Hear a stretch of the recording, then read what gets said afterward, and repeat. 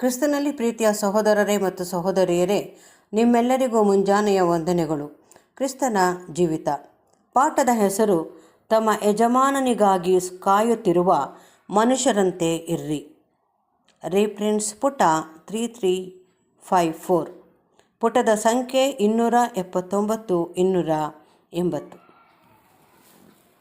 ನಾವು ಎಷ್ಟು ಅಧಿಕವಾಗಿ ಈ ಸಂಕೇತವನ್ನು ಕರ್ತನ ಜನರಿಗೆ ಒಟ್ಟಾಗಿ ಅನ್ವಯಿಸಲು ಪ್ರಯತ್ನಿಸಬಹುದಾದರೂ ಅನೇಕ ಅಂಶಗಳು ವ್ಯಕ್ತಿಗಳ ಒಂದು ಗುಂಪಿಗೆ ಸರಿ ಹೊಂದಲಾಗದೆ ಹಾಗೆಯೇ ಉಳಿದುಕೊಳ್ಳುವುದು.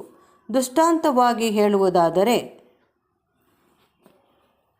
ಕಾಮನ್ ವರ್ಷನ್ ಎಂಬ ಭಾಷಾಂತರದಲ್ಲಿ ಅಂಥ ನಂಬಿಗಸ್ತನಾದ ಮನೆವಾರ್ತೆಯವನೆಂದು ಅನುವಾದಿಸಲಾಗಿದ್ದು ಮತ್ತು ರಿವೈಸ್ಡ್ ವರ್ಷನ್ ಎಂಬ ಭಾಷಾಂತರದಲ್ಲಿ ಆ ನಂಬಿಗಸ್ತನಾದ ಮನೆವಾರ್ತೆಯವನೆಂದು ಅನುವಾದಿಸಲಾಗಿದ್ದು, ಇದು ನಿರ್ದಿಷ್ಟವಾಗಿ ಒಬ್ಬನನ್ನು ಎಂಬ ಅರ್ಥ ಬರುವಂತೆ ಸೂಚಿಸುವುದಾಗಿತ್ತು. ಈ ಶಬ್ದವು ಒಂದು ಸಂಖ್ಯೆಯವರನ್ನು ಅನಿಶ್ಚಿತವಾಗಿ ಸೂಚಿಸುವುದಿಲ್ಲ. ಗ್ರೀಕ್ ಮೂಲ ಭಾಷೆಯನ್ನು ತಿರುಗಿ ನೋಡುವುದಾದರೆ ಈ ಅಂಶಕ್ಕೆ ಪ್ರಾಧಾನ್ಯತೆ ಸಹ ನೀಡಲಾಗಿದ್ದು, ಇದನ್ನು 2 ರೂಪದಲ್ಲಿ ಸೂಚಿಸಲಾಗಿರುವುದು. ಹೇಗೆಂದರೆ, ನಂಬಿಗಸ್ತನೂ ವಿವೇಕಿಯೂ ಆದವನೆಂದು ಹೇಳಲ್ಪಟ್ಟಿರುವುದು. ಈ ವಾಕ್ಯ ಭಾಗವನ್ನು ಕ್ರಿಸ್ತನಿಗೆ ಅನ್ವಯ ಮಾಡಲು ಸಾಧ್ಯವಾಗಿದ್ದಲ್ಲಿ ಇದಕ್ಕೆ ತೊಂದರೆ ಇರುವುದಿಲ್ಲ, ಅಥವಾ ಇದನ್ನು ಸಂಪೂರ್ಣವಾಗಿ ಕ್ರಿಸ್ತನ ದೇಹಕ್ಕೆ ಅನ್ವಯ ಮಾಡಿದ್ದಲ್ಲಿ, ಅಂದರೆ ಈ ಒಬ್ಬನನ್ನು ಕ್ರಿಸ್ತನ ದೇಹದ ಅನೇಕ ಅಂಗಗಳಿಗೆ ಒಟ್ಟಾಗಿ ಹೊಂದಿಸಿ ಹೇಳಿದ್ದಲ್ಲಿ ಇದಕ್ಕೆ ತೊಂದರೆ ಇರುತ್ತಿರಲಿಲ್ಲ.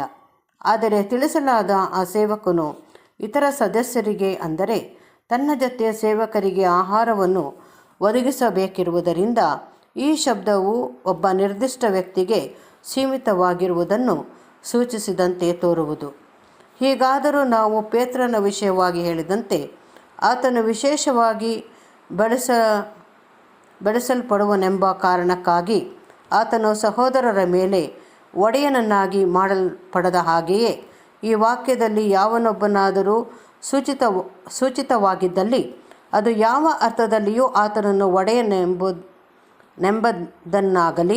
ಅಥವಾ ಸರ್ವಾಧಿಕಾರಿ ಎಂಬುದನ್ನಾಗಲಿ ಇಲ್ಲವೇ ಗುರುವೆಂಬುದನ್ನಾಗಲಿ ಅಥವಾ ಆತನ ಪ್ರಭಾವ ವಿರುದ್ಧವನ್ನಾಗಲಿ ಒಳಗೊಂಡಿರುವುದಿಲ್ಲ.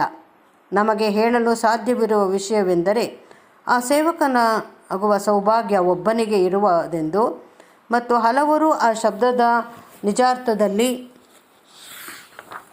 ಆ ಸ್ಥಾನವನ್ನು ತುಂಬಲು ಕಾಳಜಿ ಇಲ್ಲದವರೆಂಬುದು. ಈ ಸಾಮ್ಯದಲ್ಲಿ ಸೂಚಿತವಾಗಿರುವಂತೆ ಆ ಸೇವಕನು ನಂಬಿಗಸ್ತನಾಗಿ ಕಂಡುಬಂದಲ್ಲಿ ಆ ಮನೆತನದವರಿಗೆ ಕಾಲಕಾಲಕ್ಕೆ ಬೇಕಾದ ಆಹಾರವನ್ನು ಒದಗಿಸಿಕೊಡುವ ಕಾರ್ಯವನ್ನು ವಹಿಸಿರಲಾಗಿ ಆತನಿಗೆ ಪ್ರಸ್ತುತ ಕಾಲದ ಸತ್ಯದ ಪ್ರತಿಯೊಂದು ವಿಶೇಷ ಲಕ್ಷಣಗಳನ್ನು ಹಂಚಿಕೊಡಲು ಹೆಚ್ಚಾಗಿ ವಹಿಸಿಕೊಡಲಾಗುವುದು. ನೇಮಕವಾದವನು ಅಪನಂಬಿಗಸ್ತನಾದಲ್ಲಿ ಆ ಸೇವೆಯಿಂದ ಆತನನ್ನು ಕೆಳಗೆ ಇಳಿಸಲಾಗುವುದು ಮತ್ತು ಆ ಸೇವೆಯು ಆತನ ಉತ್ತರಾಧಿಕಾರಿಯಾದ ಬೇರೊಬ್ಬನಿಗೆ ಹಸ್ತಾಂತರ ಮಾಡಲ್ಪಡುವ ಸಂಭವವಿರುವುದು. ಅಂಥವನನ್ನು ಅವನು ತನ್ನ ಎಲ್ಲ ಆಸ್ತಿಯ ಮೇಲೆ ನೇಮಿಸುವನು ಎಂದು ವ್ಯಕ್ತಪಡಿಸಿರುವುದನ್ನು ಮುಂದೆ ಬರುವ ಪ್ರಭಾವಮಾನಗಳಿಗೆ ಅನ್ವಯಿಸುವುದೆಂದು ಅರ್ಥ ಮಾಡಿಕೊಳ್ಳಬಾರದು. ಆದರೆ ಸುಗ್ಗಿಯ ಕಾಲದ ಉಳಿದ ಸಮಯಗಳಲ್ಲಿ ಕರ್ತನ ಆಸ್ತಿಗಳನ್ನು ಅಥವಾ ಸಂರಕ್ಷಿಸಬೇಕಾಗಿರುವ ಇಲ್ಲವೇ ಹಂಚಿಕೊಡಬೇಕಾಗಿರುವ ಸತ್ಯಾರ್ಥಗಳ ವಿಷಯಗಳನ್ನು ಹಂಚಿಕೊಡಲು ಮನೆವಾರ್ತೆಯಲ್ಲಿ ಸಾಮಾನ್ಯವಾಗಿರುವ ಹೆಚ್ಚು ಕೆಲಸಗಳನ್ನು ಅಥವಾ ಹೊಣೆಗಾರಿಕೆಯನ್ನು ವಹಿಸಿಕೊಡಲಾಗುವುದೆಂದು ಅರ್ಥ ಮಾಡಿಕೊಳ್ಳಬೇಕು. ಇನ್ನೊಂದು ಮಾತಿನಲ್ಲಿ ಹೇಳುವುದಾದರೆ, ಈ ಸುಗ್ಗಿ ಕಾಲದಲ್ಲಿ ಯಾವ ಮನೆವಾರ್ತೆಯವನ ಮೂಲಕವಾಗಿ ಕರ್ತನು ಪ್ರಸ್ತುತ ಸತ್ಯವನ್ನು ಹಂಚಿಸಿಕೊಡುತ್ತಿರುವನೋ ಅವನು ಜಾಗರೂಕನಾಗಿಯೂ ದೀನನಾಗಿಯೂ ನಂಬಿಗಸ್ತನಾಗಿಯೂ ಕಂಡುಬಂದಲ್ಲಿ ಆತನನ್ನು ಕರ್ತನು ತನ್ನ ಮನೆತನದವರ ಸೇವೆಯಲ್ಲಿ ಹೆಚ್ಚಾಗಿ, ಅಂದರೆ ಸುಗ್ಗಿಯ ಕಾಲದ ಅಂತ್ಯದವರೆಗೂ ಬಳಸಿಕೊಳ್ಳುವನು. ದೇವರ ಆಸ್ತಿಯ ಮೇಲೆ ಒಡೆಯನನ್ನಾಗಿ ಅಲ್ಲ.